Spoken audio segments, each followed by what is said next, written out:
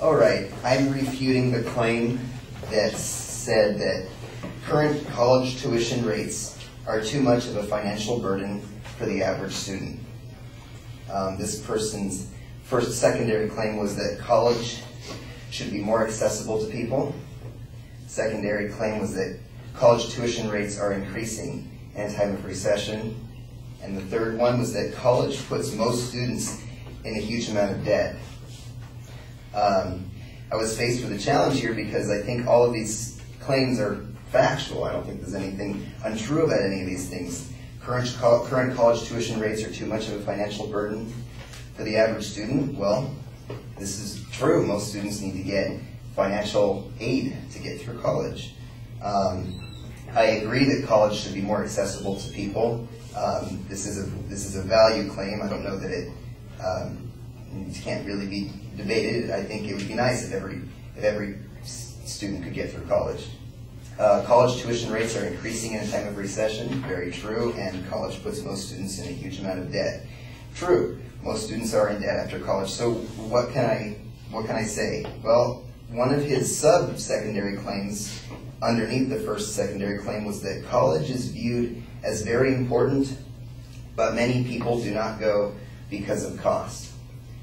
Well, I do see something I can work with here. College is viewed as very important. Well, I suppose that it wouldn't be a big deal if college was too expensive if it wasn't if it wasn't really important.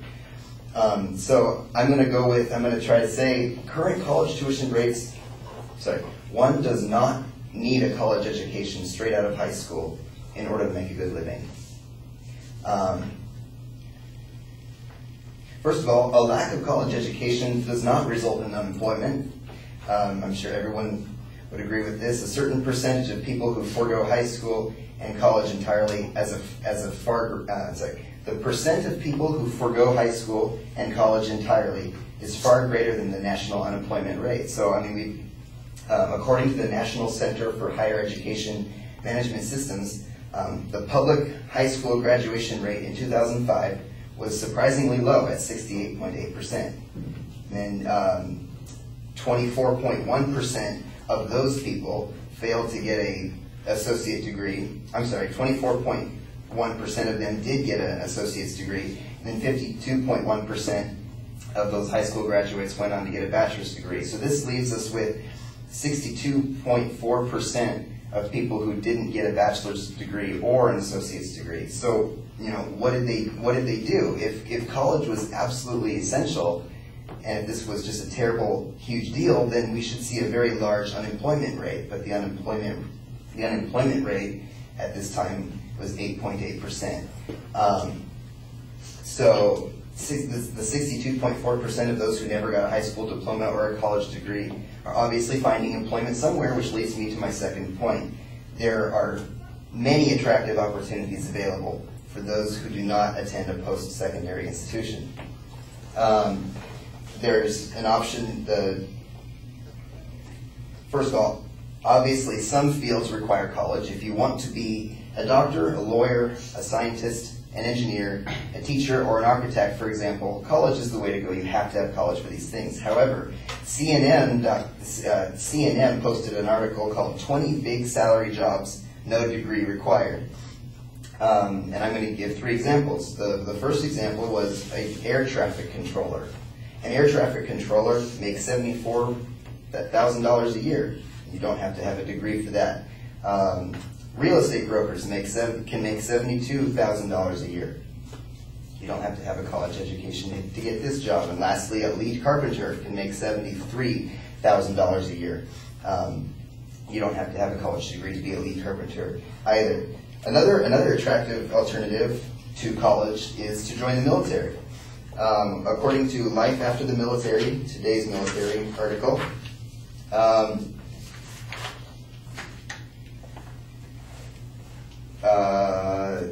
many U.S. employers have recruiters who look specifically for candidates with military backgrounds. These companies understand that service members are prepared with the best possible training and work ethic and make an effort to employ those who have served. So joining the Army is a great alternative to going to college. And lastly, entrepreneurship. If you look at the lives of effective leaders, you will find that they, according to Maxwell's 21 indispensable qualities, if you look at the lives of effective leaders, you will find that they often don't fit into a stereotypical mold. For example, more than 50% of all CEOs and Fortune 500 companies had C or C- averages in college. Nearly 75% of all U.S. presidents were in the bottom half of their school classes, and more than 50% of all millionaire entrepreneurs never finished college at all. So to sum up,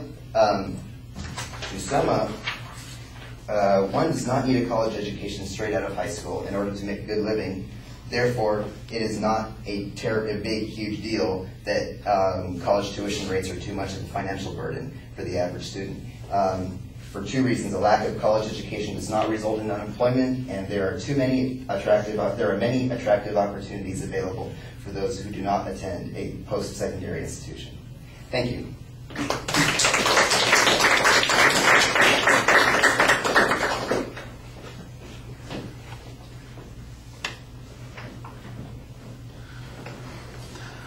All right, well, excuse me.